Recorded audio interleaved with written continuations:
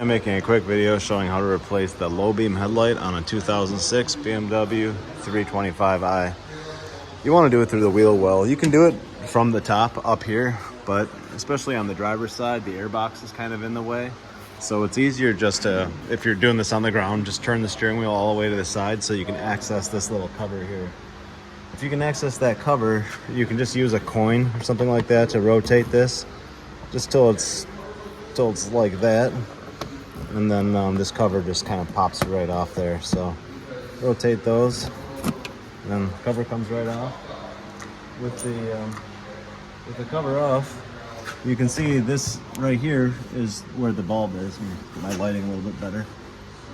So all you have to do is take a little screwdriver up here, pop this thing back, or use your fingers. It's not hard.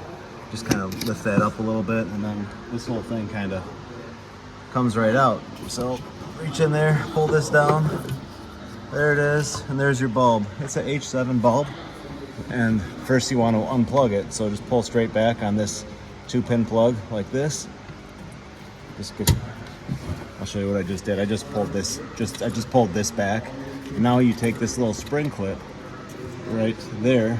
You push the top of it inwards and towards the center of the car, and then it releases it.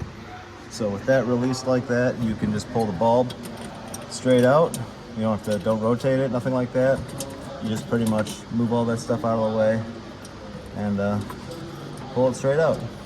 So there it is. Put the new one in the same way. Obviously don't touch the bulb with your fingers, when you're sticking the new one in. Just hold it all from the back, put it into place, swing this little spring clip back over, plug it in, put the cover on, and then put the other cover on. Pretty easy to do, not too bad of a job. And that's it. Thanks for watching.